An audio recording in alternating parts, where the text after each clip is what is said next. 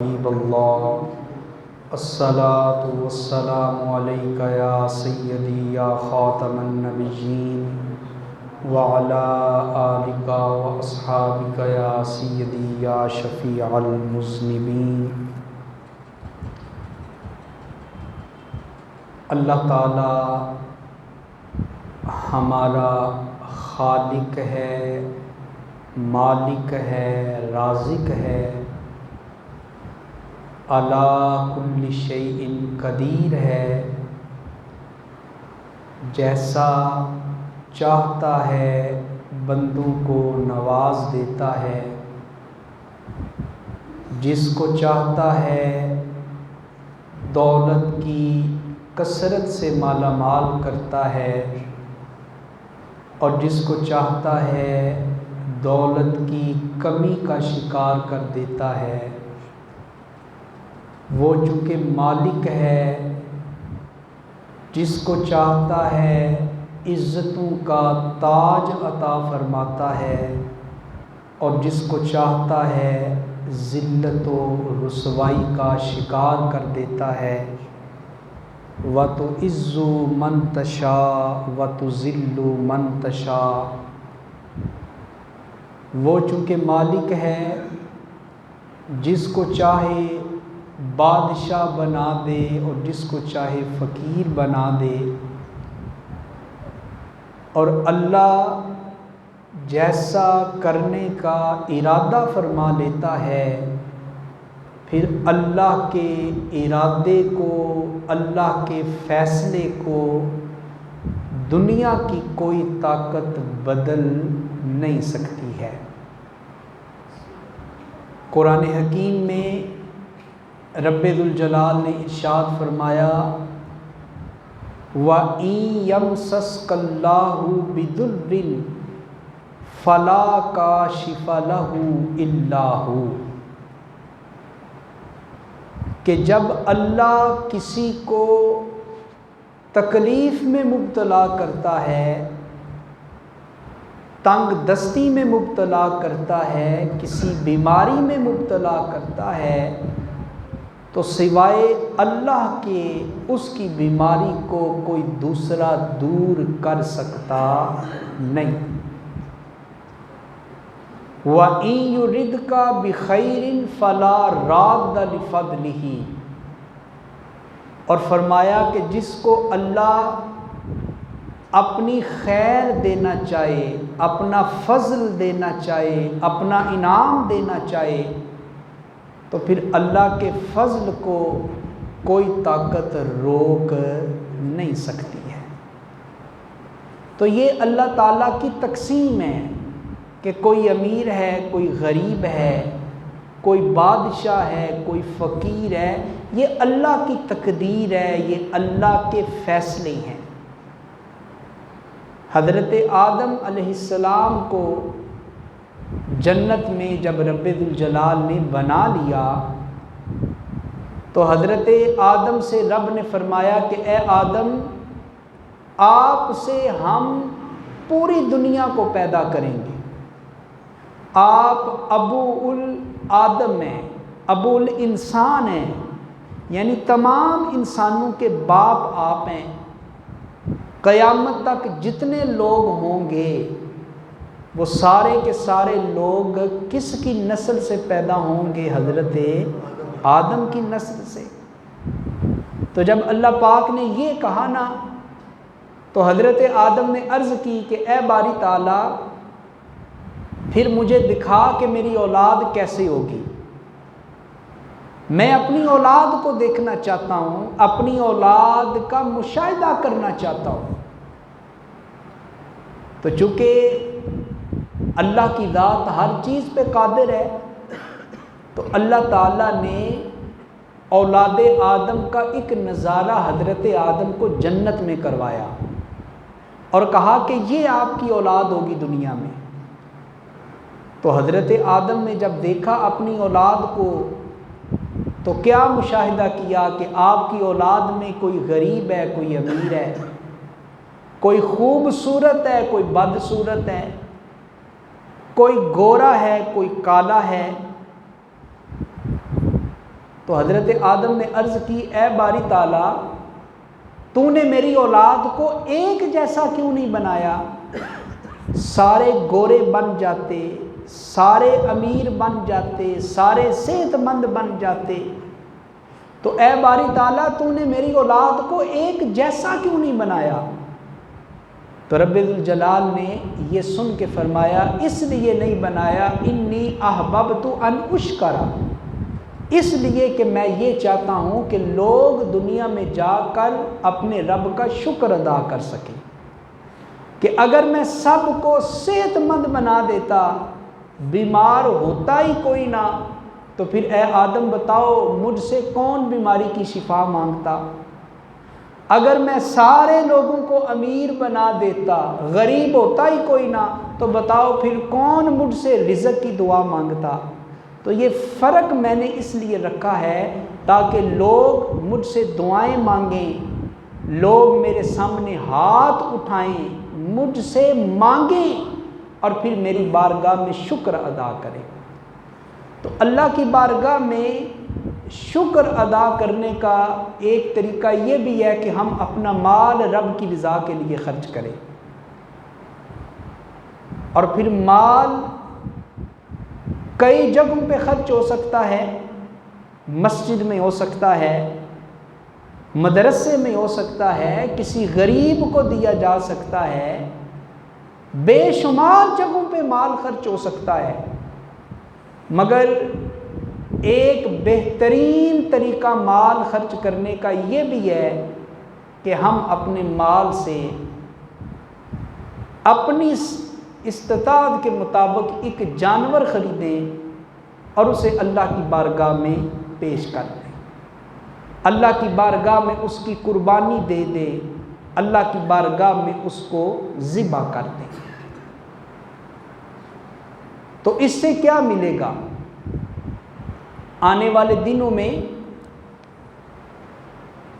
دنیا بھر کے مسلمان ایک عظیم سنت کے اوپر عمل کریں گے، اور وہ سنت ابراہیمی ہے۔ تو اس کا ایک فائدہ تو یہ ہوتا ہے قربانی کرنے کا کہ اللہ کا قرب ملتا ہے۔ آپ لوگ اپنے اپنے جانور ذبح کریں گے تو بدلے میں آپ کو کیا ملے گا؟ اللہ کا قرب۔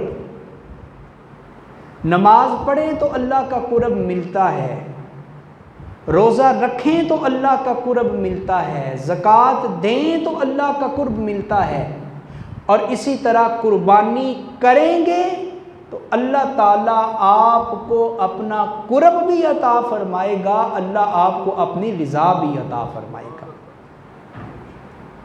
اسی طرح قربانی کرتے ہوئے یہ نیت رکھے ذہن میں کہ میں نے حضرت ابراہیم کی سنت کے اوپر عمل کرنا ہے۔ حضرت ابراہیم نے تو اپنے بیٹے کو قربان کیا تھا نا، حضرت اسماعیل کو اپنی طرف سے قربان کر دیا تھا، چھری پھیر دی تھی اپنی طرف سے۔ یہ تو اللہ کی کوئی اور حکمت تھی کہ جنت سے جانور آ گیا۔ تو حضرت ابراہیم اپنے بیٹے کو ذبح کرنے کے لیے تیار ہو گئے۔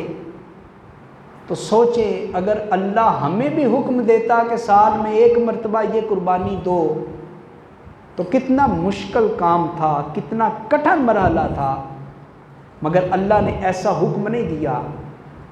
اللہ پاک نے فرمایا کہ تم میں سے جو صاحب حیثیت ہے وہ ایک مرتبہ قربانی کر دے، تو جب وہ قربانی کرے گا تو میں اسے حضرت ابراہیم کی سنت پہ عمل کرنے کا ثواب عطا فرما دوں گا۔ تو قربانی در حقیقت دو عظیم پیغمبروں کی سنت کا نام ہے، ایک حضرت ابراہیم کی سنت ہے اور ایک مدینے والے آقا کی سنت ہے۔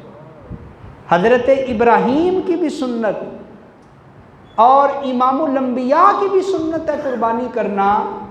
اس سے پتہ یہ چلا کہ بدھ کے دن یا جمعرات کے دن، چونکہ اس سال جو عید الاضحیٰ آ رہی ہے اس ہفتے، وہ بدھ کا دن ہے، بدھ کا ہی ہے نا، بدھ کا دن ہے، تو 10 ذی الحج کو یا 11 ذی الحج کو یا 12 ذی الحج کو آپ جو جانور اللہ کی بارگاہ میں قربان کریں گے، آپ کو 2 پیغمبروں کی سنت پہ عمل کرنے کا ثواب ملے گا، سنت ابراہیمی کا ثواب بھی ملے گا اور سنت مصطفیٰ پہ عمل کرنے کا بھی ثواب دیا جائے گا۔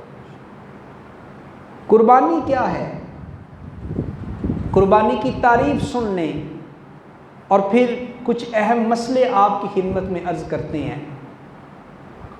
قربانی نام ہے 3 چیزوں کا، غور کیجئے گا۔ نمبر 1، مخصوص جانوروں کو مخصوص دنوں میں اللہ کی رضا کے لیے قربان کرنا، اس کو قربانی کہتے ہیں۔ مخصوص جانور مخصوص دنوں میں، اور کس کی رضا کے لیے؟ اللہ کی رضا کے لیے۔ 3 چیزیں ہیں قربانی میں، میں تینوں کے اوپر بات کرتا ہوں۔ پہلی چیز ہے مخصوص جانور، دوسری چیز ہے مخصوص دن، اور تیسری چیز کیا ہے؟ اللہ کی رضا۔ ان 3 چیزوں پہ عمل کرنے کا نام قربانی ہے۔ جب ہم نے کہا کہ قربانی ہر حلال جانور کی نہیں ہو سکتی،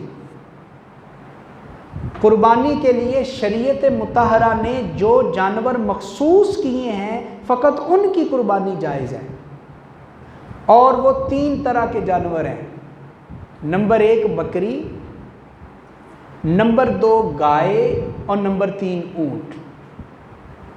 جب ہم نے بکری کہا تو اس میں ساری جنسیں شامل ہو گئی، بکری بھی، بکرا بھی، بھیڑ بھی، دمبا بھی، لیلا بھی، لیلی بھی، ساری اس جنس میں شامل ہو گئی۔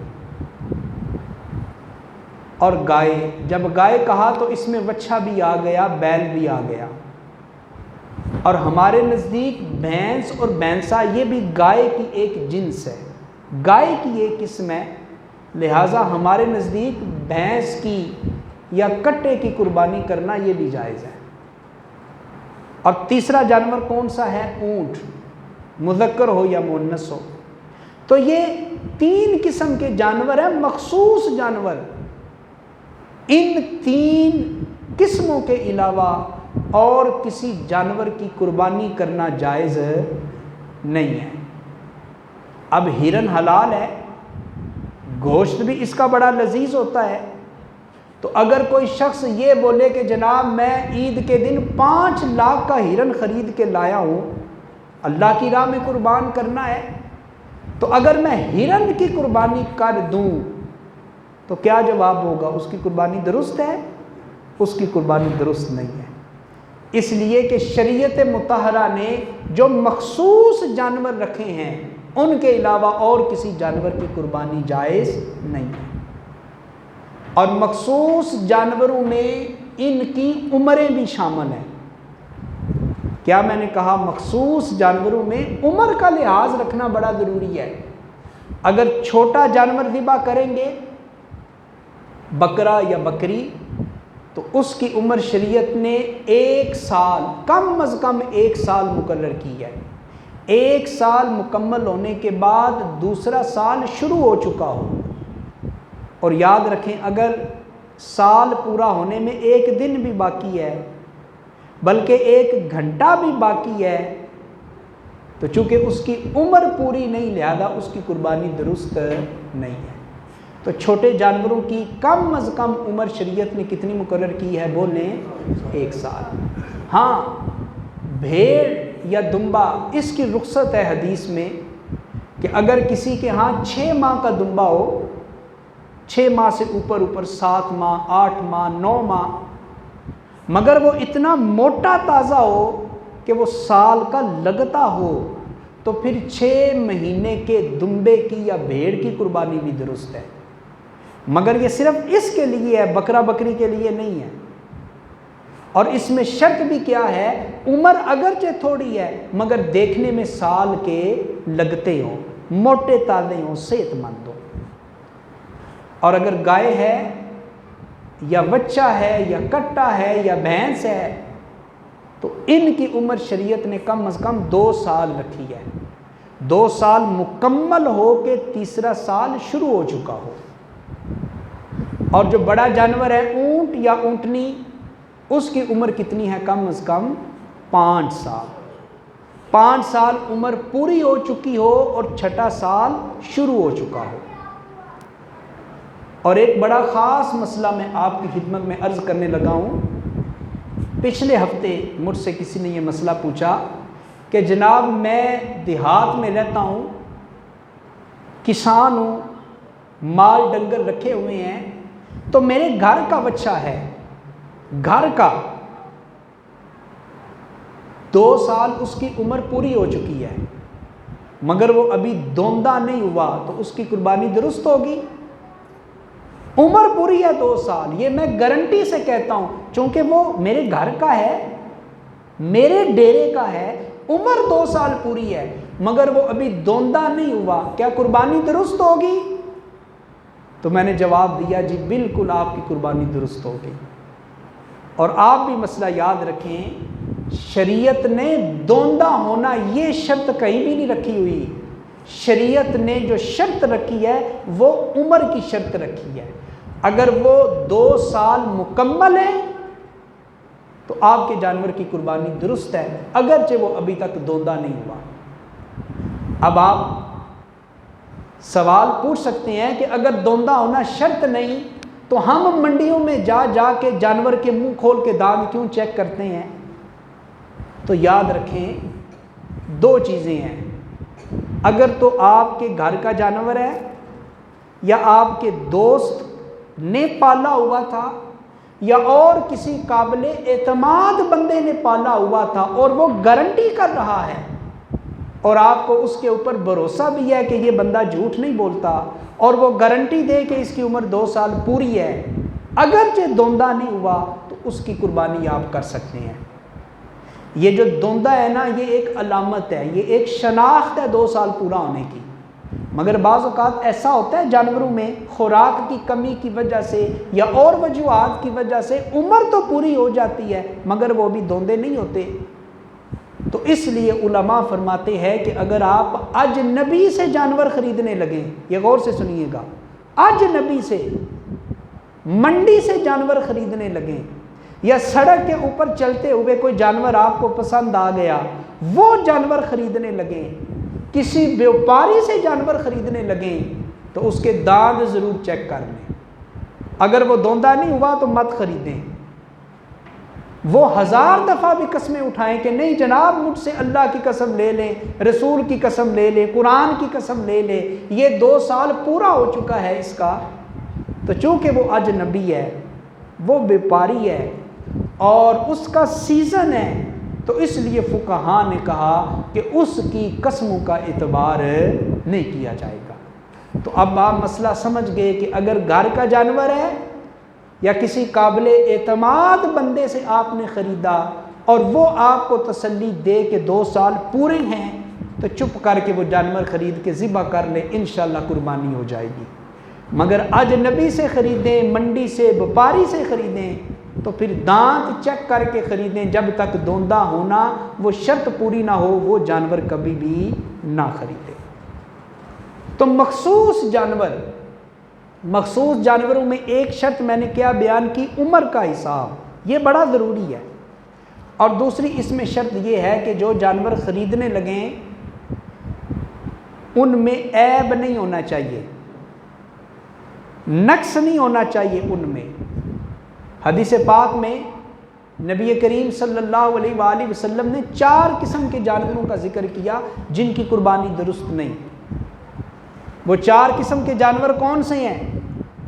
حضور نے فرمایا کہ ایسا لنگڑا جانور کہ جس کا لنگڑا پن واضح ہو اس کی قربانی درست نہیں، ایسا لنگڑا جانور، اور لنگڑا جانور اس کو کہتے ہیں کہ جس کی ٹانگ خراب ہو چکی ہے، ضائع ہو چکی ہے اور وہ اپنا پاؤں وہ ٹانگ زمین کے اوپر لگاتا ہی نہیں ہے، اٹھا کے چلتا ہے، تو اس کو لنگڑا جانور بولتے ہیں۔ ایسے جانور کی قربانی درست نہیں ہے۔ بعض اوقات ایسا ہوتا ہے کہ جانور گاڑی سے اتارتے وقت یا جانور کو کوئی ٹھوکر وغیرہ لگے، پاؤں میں اس کے کوئی کانٹا لگ جائے، کوئی چھوٹا موٹا زخم ہو جاتا ہے، تو وہ کیا کرتا ہے کہ وہ اپنی ٹانگ وہ زمین کے اوپر لگاتا تو ہے مگر وزن نہیں ڈال سکتا، لنگڑا کے زمین کے اوپر اس کا پاؤں گھسٹ گھسٹ کے چلتا ہے، تو ایسے جانور کی قربانی درست ہوگی۔ لنگڑا جانور اس کو کہتے ہیں کہ جس کی ٹانگ ضائع ہو چکی ہے، معذور ہو چکی ہے، اور وہ بالکل زمین کے اوپر لگتی نہیں ہے، وہ اٹھا کے چلتا ہے، تو اس جانور کے بارے میں حضور نے فرمایا کہ ایسا لنگڑا جانور کہ جس کا لنگڑا پن واضح ہو، ظاہر ہو، اس کی قربانی درست نہیں ہے۔ دوسرا حضور نے فرمایا ایسا کانا جانور، کانا اس کو کہتے ہیں کہ ایک آنکھ صحیح ہے، دوسری کانی ہے، دوسری سے نظر نہیں آتا، تو اس کی قربانی بھی درست نہیں۔ تو اس لیے جب بھی جانور خریدنے لگیں تو دونوں آنکھیں بھی جانوروں کی چیک کر لیں کہ کیا ان کی دونوں آنکھوں سے نظر آتا ہے۔ اور تیسرا حضور نے فرمایا کہ بیمار جانور جس کی بیماری واضح ہو، بیماری واضح ہو، اس کی قربانی بھی درست نہیں۔ اور چوتھا حضور نے ارشاد فرمایا ایسا کمزور جانور، ایسا لاغر جانور کہ جس کی ہڈیوں میں گودا ہی موجود نہیں، وہ چند قدم بھی نہیں چل سکتا، ان چار قسم کے جانوروں کی قربانی اللہ کی بارگاہ میں قبول نہیں ہوتی ہے۔ تو میں نے جو پہلی شرط بیان کی تھی قربانی کی، اس میں پہلی چیز کیا تھی؟ مخصوص جانور۔ ابھی مخصوص جانوروں کی میں آپ کے بارے میں تفصیل عرض کر رہا ہوں، اور یہ اس لیے ہے کہ آپ کسی کے گھر مہمان جائیں تو 5 کلو آم خریدیں ریڑھی سے، گلے سڑے، بدبودار، داغ والے، یا پوری پیٹی خرید لیں اور کسی کے گھر جا کے تحفے میں دیں، تو بتائیں آپ کی عزت ہوگی؟ وہ بندہ بولے گا یار میں اس قابل ہوں، یہ گلا سڑا پھوٹ میرے لیے ہے۔ تو دنیا میں ہم کسی کو تحفہ دیتے ہیں نا تو اچھا تحفہ دیتے ہیں، اس کی شایان شان، جس کو دے کر وہ خوش ہو جائے۔ تو اس لیے علماء فرماتے ہیں کہ جو جانور آپ ذبح کریں گے یہ کس کو تحفہ دینا ہے؟ کس کو دینا ہے تحفہ؟ تو اللہ کو تحفہ دینا ہو تو بیمار جانور دیں گے، عیب والا دیں گے، نقص والا جانور دیں گے؟ نہیں، اللہ کی شایان شان ہم دے تو نہیں سکتے، مگر کوشش کرنی چاہیے کہ جو جانور رب کی بارگاہ میں ذبح کرنے لگیں وہ خوبصورت ہو، وہ تندرست ہو، وہ توانا ہو، وہ دیکھنے میں خوبصورت لگتا ہو، اس لیے کہ اللہ خود بھی پاک ہے۔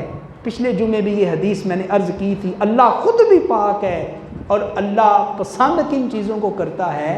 پاک چیزوں کو اللہ پسند کرتا ہے۔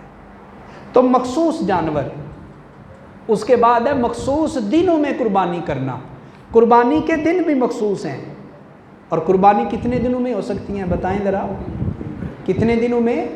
3 دنوں میں، ذی الحج کی 10، 11 اور 12۔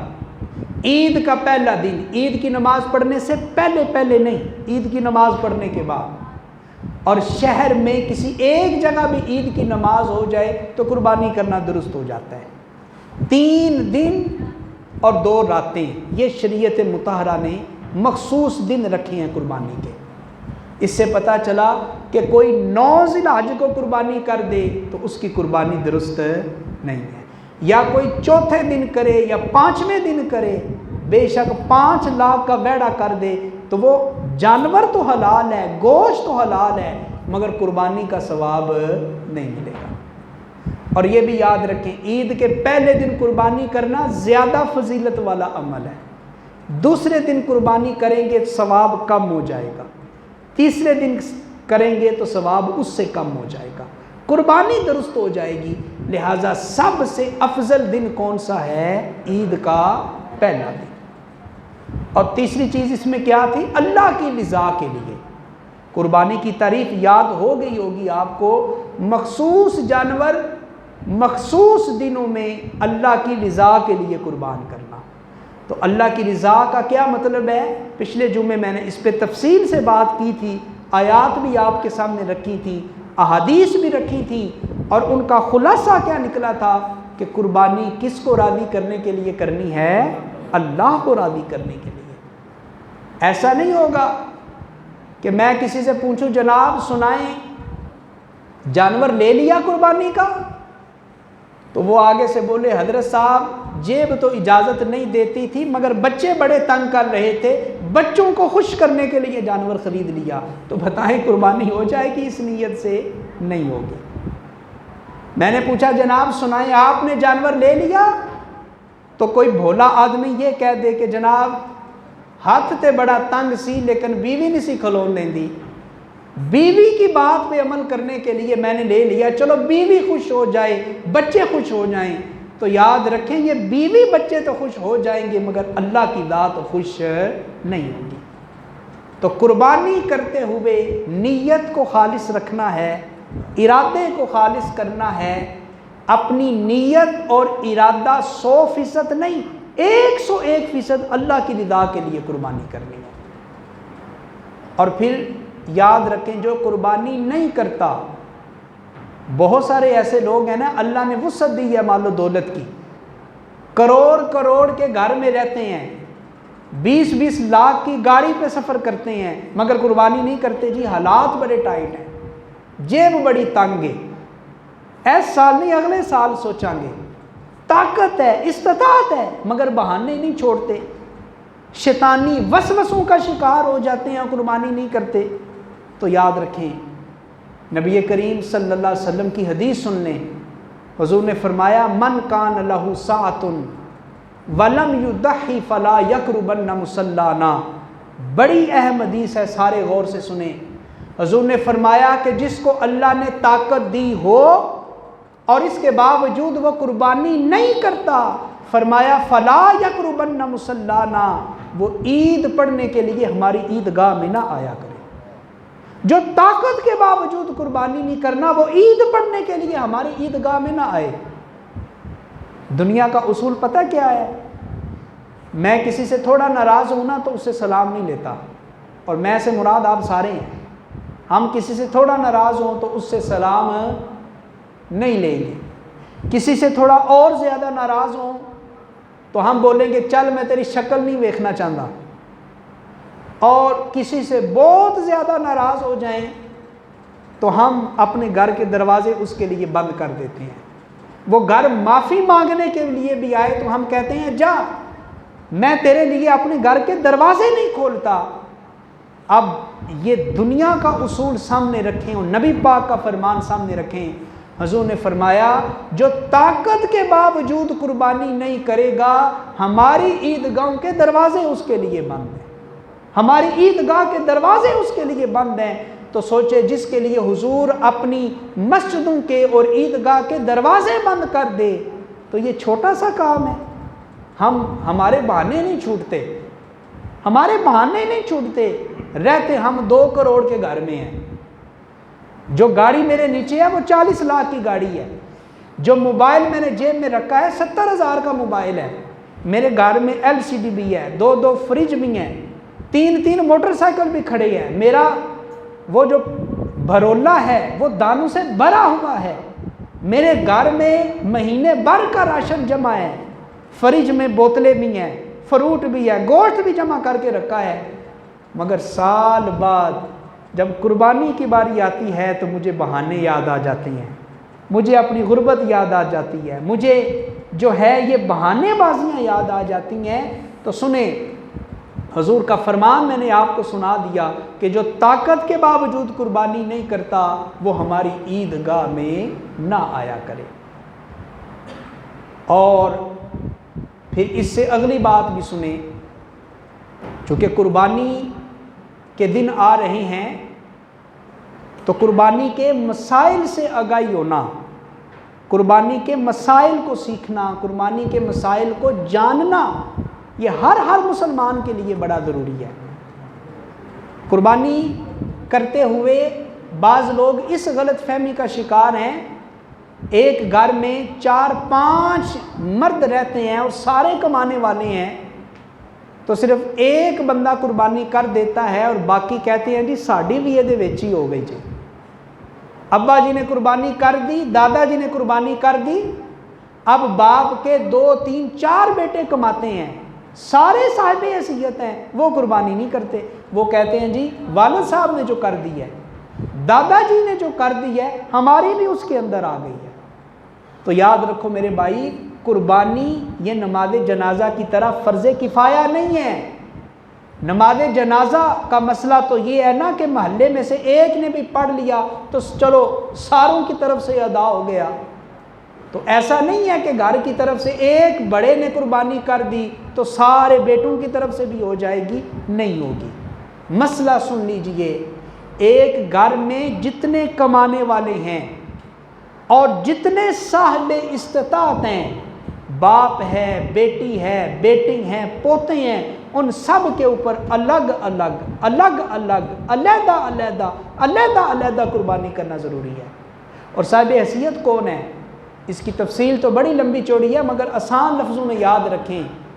اس سال جو نصاب بنا ہے وہ بندہ جس کے پاس ضروریات زندگی سے زائد، ضروریات زندگی سے کیا مراد ہے؟ یعنی وہ اخراجات جو آپ ہر مہینے گھر میں کرتے ہیں نا، بل اور کچن کا خرچہ اور بچوں کی فیسیں، یہ اخراجات نہیں، یہ نکال کے جو سیونگ ہوتی ہے آپ کی، جو آپ نے بینک میں رکھے ہیں یا کمیٹیاں ڈال رکھی ہیں جن کی، یا جو ہر مہینے آپ سائڈ پہ کر دیتے ہیں، چلو یار اوکھے سوکھے ویلے کام مان گے، تو وہ پیسے جو آپ کی ضروریات سے زائد ہیں اور آپ کے قرض سے بھی زائد ہیں، آپ اگر مقروض ہیں تو قرضہ ادا کرنے کے بعد اگر آپ کے پاس اتنے پیسے ہیں جن سے 52.5 تولے چاندی آ سکتی ہے تو آپ صاحب حیثیت ہیں، قربانی آپ کے اوپر واجب ہے۔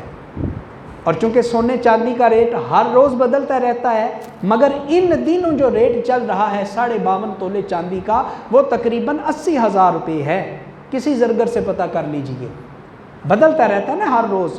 تو مختصر یہ کہ اگر آپ کے پاس 80,000 روپے پڑے ہوئے ہیں جو مہینے کے اخراجات سے زائد ہیں، آپ کی سیونگ، آپ کی آمدنی، اور اگر قرض ہے تو قرضہ ادا کرنے کے بعد آپ کے پاس 80,000 روپے پڑے ہوئے ہیں، تو جناب آپ صاحب استطاعت ہیں۔ آپ 40,000 کا لیلہ نہ لیں، شریعت آپ کو مجبور نہیں کرتی، آپ بڑے جانور میں 15,000 کا حصہ ڈال لیں، آپ کی قربانی ہو جائے گی۔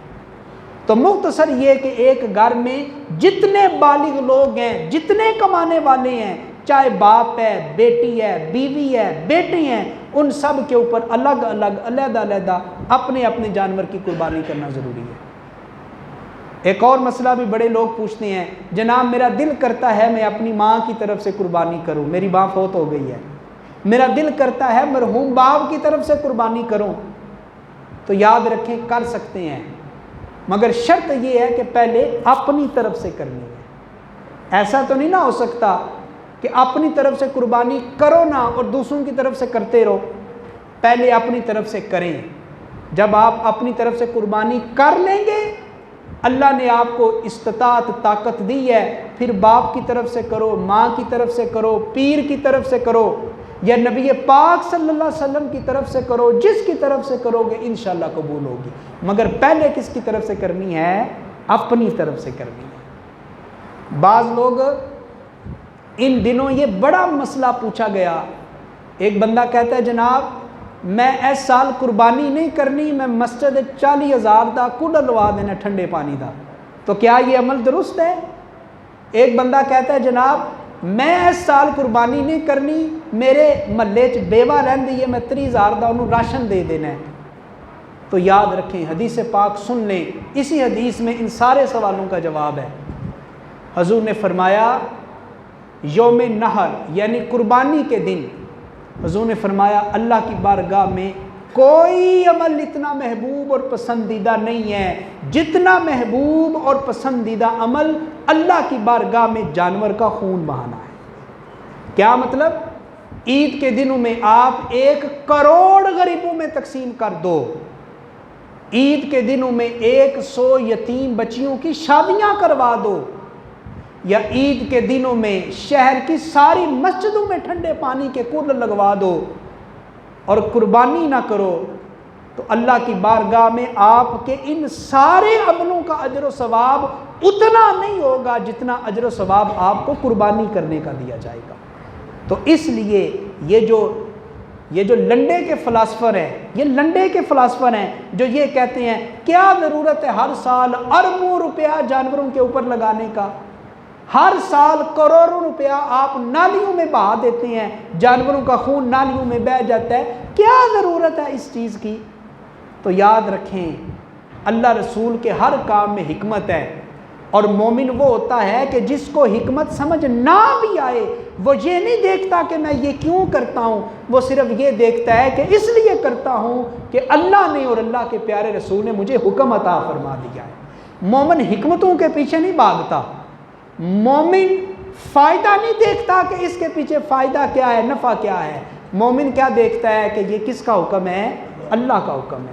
اور قربانی میں تو فائدے بھی بڑے ہیں نا، دیکھیں وہ دیہات میں رہنے والے لوگ جو سارا سال جانور پالتے ہیں اس امید پہ کہ بڑی عید پہ بیچیں گے، تو ان کا کتنا فائدہ ہوتا ہے، سال بھر کا خرچہ ان کا نکل آتا ہے۔ پھر دور دراز سے جانور گاڑیوں کے اوپر لائے جاتے ہیں، تو ان گاڑیوں کو چلانے والے ڈرائیور اور کنڈکٹر ان کی روزی روٹی کا انتظام ہو جاتا ہے۔ اور پھر چارہ بیچنے والے اور کسان، ان دنوں میں چارہ بڑا بکتا ہے، پٹھے بڑے بکتے ہیں۔